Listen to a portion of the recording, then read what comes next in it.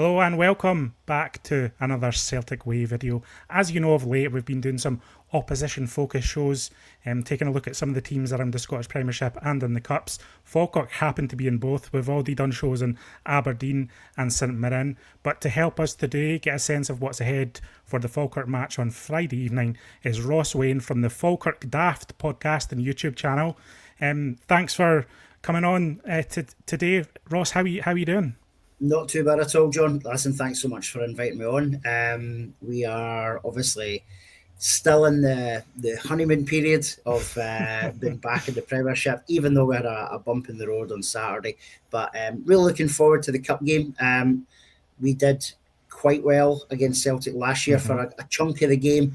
And if we can do the same again, that would be ideal. If we could just last that a little bit longer next time, maybe. Yeah, definitely. But we'll come on to that game specifically later because I think there's a lot to get in there with regard to Friday specifically. I'm getting a sense of things are feeling good for Falkirk fans at the moment. Now, I'm of the opinion that Falkirk have been below their true station in recent years. I think that's fair to say, especially when you were down in League One. But you're back in the Scottish Premiership for the first time in 15 years. It must feel exciting and fantastic to be back in the top flight. Oh, it really is. As you said, a long overdue gap. We fell to what was our lowest ebb, in my opinion, finishing sort of mid-table in League One a few years ago. And it was a horrendous time, both on and off the park. We had some of the worst players I've ever seen playing professional football at our club. And off the field, it wasn't great either. Nothing was going well. The fans were sticking with them, not as much as the crowds weren't as big as they are now in last season, but we were still sort of, even in League One, we're still sort of averaging 3,000, which home fans anyway, which is some Premiership teams struggle with. But I think what happened 3 years ago has been fantastic. So we had a new ownership come in, the fans took over the club. We are a fan-run club. And fan-owned, beg your pardon, not so much fan-run, but fan-owned, and we are in a position where on the pitch and off the pitch has just sort of went hand in hand. The appointment of John McGlynn was phenomenal, really, and timely, and we've just never looked back, and it's been sort of that, not a vicious circle, but a virtuous circle ever since. Yeah. And just touching on that fan ownership, how has that gone for Falkirk and how has that functioned? Has it been free of drama? Is everyone working towards the same shared goals? Is it as you're kind of intimating there, it's been a real positive force for the club in general? It really has. So the formation of the Falkirk Supporter Society a few years ago, well, actually, it was, I suppose we're going further back. The Supporter Society has always been there in some guise, but it was always of a smaller percentage of shareholding. And then combined with a group of patrons, they really took the club by the scruff of the necks by 3.5 years ago. And as I say, one of the biggest appointments they've probably made is apart from Jamie Swinney, who's been a fantastic CEO, is John McGlynn and Paul Smith coming into the management of the club. But yeah, the fans have totally bought on board with everything that's going on. Just under 6,000 season ticket holders this season. The 500 tickets that we can sell to floating Falkirk fans are selling out as well so far. And obviously that has led to a smaller than normal away crowd at every game this season coming, which I know is not ideal for a lot of clubs. Certainly Celtic they'll never be happy with that small allocation. But I think as long as the seats are filled, I always get the impression that clubs don't mind as long as the seats are filled, because I know that is a common issue when Kilmarnock or Motherwell, they don't fill the seats. And so yeah, that's something that's been a big thing for us this summer as well. Yeah, I think that is the point. I think people like to see people in the seats, and I don't think anyone begrudges Falkirk selling tickets to their own fans. You know, that's really how, as you say, in the dark years of Falkirk, it's the fans who've brought Falkirk back to 100%. The Scottish Premiership. They're the lifeblood of the club, and I think you've got to serve your audience. You know, you can't be thinking about short-termism. It's all about long-term. I think any club in Scotland who's thinking about the long-term and thinking about how they're connecting to their community, I think will thrive over the next 10 years or so. And Falkirk seem to be in that group. Just on John McGlynn then, I mean, he's he's had a pretty storied career behind the scenes at various clubs, including Celtic. Yep. He was part of Brendan Rodgers' staff previously. What is he? I'm trying to get at what he's kind of done to unify everyone at Falkirk on this vision, on this journey, because that can't have been an easy thing for him to do. No, not at all. In his first season in charge, it was a tough season for him as well, because almost 70% of his budget in his first season was already spent on players that had contracts at the club. And he basically, he was really honest and says, listen, this group of players are not going to be the players that are going to potentially take us through the leagues. And it was a tough year for him. We did finish second, granted in League One in his first season, but Dunfermline had come down with a big budget. To a degree, a lot of confidence still behind the manager as well. Falkirk were really transitioning, but there was small shoots of what could be. We got to the semi-final of the Scottish Cup against Inverness, and you just thought, actually, could we do this? Obviously, it didn't happen, and Inverness went on to play in the final. But there was small shoots of greenery there, and that summer though proved pivotal, because what he did was he brought in players who he knew would play football the right way. And that feels like a really sweeping statement, because is there a wrong way if you win games? But in terms of playing the game and watching the game, I've never seen Falkirk play this good football than we have in the last 2 years. And I've saw some big players for Falkirk in the last 35 years that I've been watching Falkirk. And it's all down to John McGlynn, and he takes massive. Like, we've had him on the podcast. He's very open and honest about his relationship with Brendan Rodgers, about what he learned at Celtic. Granted, he wasn't in a coaching capacity. He was obviously scouting different players. He was scouting the opposition, but he's learned so much from his time at Celtic, and he's literally just brought that to it. So the formation we play is the same. The intensity, the closing players down, the starting from the back, it's all very on a smaller scale, and obviously not as technical probably, but it is what he's trying to do, and it makes for an entertaining game. What it does also do though is it makes us very good to watch, but the flip side is he doesn't really have a plan B, so he knows one way of playing, and it's great.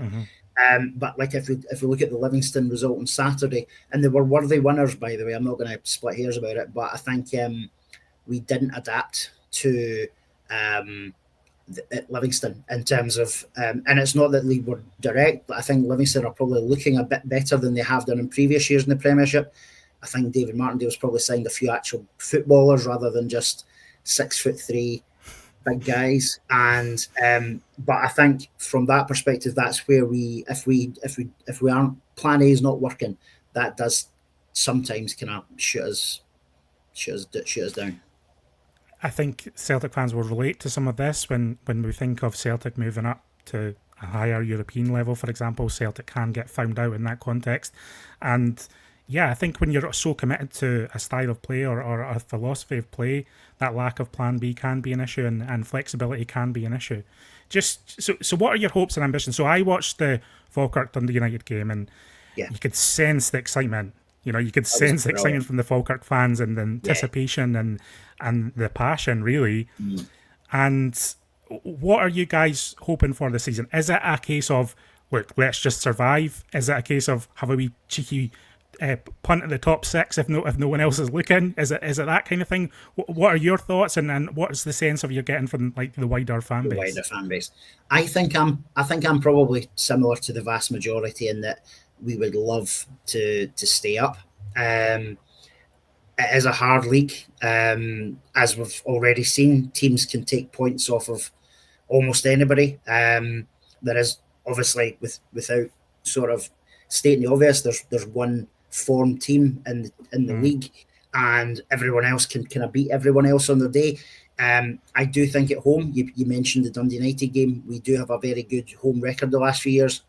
Granted, not in the top flight, but when we have played top flight teams, especially at home, we have won. So we've got a good record. Like, we beat Hearts and Dundee United last season in the Cup, Dundee United the season before as well. So we've got previous there that we can do it. It's just doing that on a weekly basis. So I think if you ask most Falkirk fans, it's survival.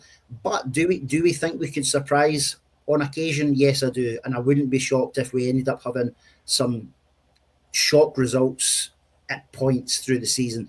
Probably not regularly, but I think we will surprise the odd team that probably expects us to kind of get done over. So, but yeah, for me, I would bite your hand off just now for 10th, if I'm being honest. I certainly appreciate that. Just let's go back a year then. So it wasn't quite at this stage of the competition. It was in the next round. It was in the quarter-final. So it was a month beyond this. But similar time of the season. It was at a time where Celtic were really beating every team, every which way, regardless of who they were. Falkirk came to Celtic Park and gave Celtic one of their toughest tests of the entire season, and certainly in that first half of the season, I think Falkirk were one of the best teams and most lauded teams that came to Celtic Park. You took the lead twice in that game. You held a lead and from half-time until the 70th minute. Yeah. You must have been hoping for the shock of all shocks, as you say. It would have been, yes, it would have been, because you're right, Celtic were like massively on form, as they have been for a long time, and it was a nerve, we went there with a bit of confidence, because obviously we had been used to winning, but I think we'd all resigned ourselves to, listen, we're not going to win today. So when we did take the lead, and I always love watching I know we got beat, but I always love watching the highlights back, because there was a big Falkirk crowd through that day, which was not too dissimilar to some of the European nights where you get that 2,500 in the corner. So it was brilliant, and we gave it a go, and I genuinely think Friday will be no different. I don't know if the size of the crowd will be the same, but in terms of having a go, we will definitely do that. I suppose it depends what Celtic turns up. And I was chatting to a mate who's a Celtic season ticket holder, and I said to him, listen, if Celtic bring the A game, Falkirk's probably not going to win. We might not even score, but you never know. That's the beauty of the game. And we go there optimistic. There's probably not a lot of pressure on us. I know we're the same league now, but the gulf between the clubs is obviously huge. So I'm taking my daughter for the first time. She's never been to Celtic Park before. She's 10, and I've said to her, listen, enjoy the occasion. It's a huge stadium. There'll be a massive crowd, and as we always say at Falkirk, expected. You never know. So what I think Falkirk did so well in that game in particular was just that disruption of Celtic in their own defensive third, and possession didn't make it easy for Celtic. And you mentioned intensity earlier, and you noticed the intensity in Falkirk's performance, and I guess the challenge is maintaining that intensity across an entire 90 minutes, because I think ultimately what happened is Falkirk did kind of drift out the game in a sense, and then started holding on to the 2-1 lead, and that's what starts to invite trouble to Celtic. It's probably a physical thing, it's probably a little bit of a mental thing as well, and kind of establishing yourself at that level. So I'm interested to see what John McGlynn's doing with regard to last year, and saying, look guys, you came this far last year, can you take the extra step, the extra mile? And it's a very interesting tie in that respect for me. Just in terms of Falkirk in general, has there been massive changes to the team since last year, or is it largely the same kind of unit and the same key players? Largely the same squad, to be honest. We've signed 5 players since then, and most of them will become starters. Obviously, I'm sure he'll get a warm welcome, but Scott Arfield has obviously came back to Falkirk, and taking the sort of Rangers side of it. It was a phenomenal signing for us, because Scott had been through our entire academy, and he was seen as someone who played for the shirt, and he loved the club, and he was always very vocal about that. So to get him back, and he helped see us over the line. So Scott Arfield, I think, will start. I think he'll be playing in the 10 role. We've signed Brian Graham, who was obviously a top goal scorer in the Championship. He's not really found his feet yet, certainly not in the Premiership, but he did in the Cup games, and the Premier Sports Group Cup games. So you know what Brian Graham does. If you get the ball in the box in the 6-yarder, that's his thing. He's not someone who's going to shoot from 25 yards. But then that's where I think we like last year, we surprised Celtic, I think, a little bit, because we were shooting on sight. The first goal was obviously from distance. I don't know if Casper Schmeichel will be in goals, ex-Falkirk player on Friday night, but that's totally went out of my mind. But of course he is. Yeah, he's an ex-Falkirk player. He was. Yeah, he came on loan from Man City, but it was a nice touch at the end of last year just to stop for a second. He came over and clapped the fans, and he got a clap back as well, so that was nice of him. But yeah, I think Brian Graham, Scott Arfield, they're obviously at the end of their career, but we have signed a few younger players as well. John McGlynn has said he's looking to sign another 2 or 3 players still to come in. Weirdly, he's literally in the last few days named the clubs that they're coming from. So they will be of the younger nature, but he's said that they're sort of first team squad / under 23s. But Newcastle and Man U have been quoted. Okay. No idea of the positions, the names, or anything like that. But he's looking to add a bit of height, a bit of experience to a degree into the team. And I think if we do sign any more, they will be starters. I can't see them coming in just to be part of the squad. He will be looking to play. I suppose the other notable signing was in the goalkeeping area, so Scott Bain. Yeah, of course, yeah. Which I know he didn't play a lot of games for Celtic, but he will know Celtic in the squad pretty well. So from our side, I hope he has a good game. So one thing more I want to ask is just how do you feel about Friday night football? Because Celtic fans have experienced it before, but it's a more regular thing, it feels like, in the Championship with the BBC coverage, etc. How do you feel about the concept of Friday night football, and do you think it's something that Scottish football should see more of in the top flight? I personally like it, but it's probably just, as you said, because we've been used to it. So Falkirk, this is a weird stat, by the way, but our CEO keeps saying it, and I'm sure it's right because I've not checked. But Falkirk are the third team in Scottish football. The last 3 years we've been on TV the third most out of all the teams. So obviously Celtic, Rangers, then weirdly Falkirk. Again, different levels. BBC Scotland, BBC Alba, etc., etc. But Friday nights they've actually been quite kind to us in terms of how we've done. So I do quite like a Friday night. It obviously has its problems with travel and straight after work. I'm a traditionalist as well. Saturday at 3 o'clock, but those are few and far between a lot now, especially in the Premiership. But I don't personally mind it. I think Falkirk will, because we're used to it, and because I didn't really appreciate how, like, when you do have a Friday night game, especially if you're not used to it, it does disrupt the working week for a lot of footballers, especially in the top division, because the traditional Wednesday off probably gets cancelled and they're off on the Tuesday or whatever the case may be. So, yeah, listen, these small things might make a bit of difference to Falkirk, but as I said earlier on, I think if Celtic turn up, they bring their A game, I think we'll have a tough night. But it is what it is. It's a free hit from our perspective. Is the pressure on Celtic? It probably is. They're probably expected to go through. However, you've also got a lot of football coming up that are more important than the League Cup. Selfishly, we have never won the League Cup, and I know Celtic have a lot. So if you could just let us go through it, that would be That's fair enough. That's a fair enough request. Just so we're clear, you're expecting Falkirk to just have a go at Celtic again, kind of on Friday. Now, I was listening to the radio at the weekend, and there was a lot of pundits talking about John McGlynn after the Livingston result, talking about John McGlynn. He's going to need to adapt. He's going to need to find a different way. And I think one of the pundits was making the point, well, no, this is how John McGlynn's brought Falkirk to this point. And you saw against Celtic last season that he has no fear. And I think, as you say, once you're committed, I think. It's a cup game. It's not like you're coming to Celtic Park and you're scared of a hiding because it does damage to your league goal difference, etc., etc. There's progression on the line. So I'm like yourself. I'm expecting an open, exciting game. I think so. I think there'll be there was goals last year, obviously far more for Celtic in the end. But and just going back to that game last year, obviously you're right. We held our own for 65, 70 minutes.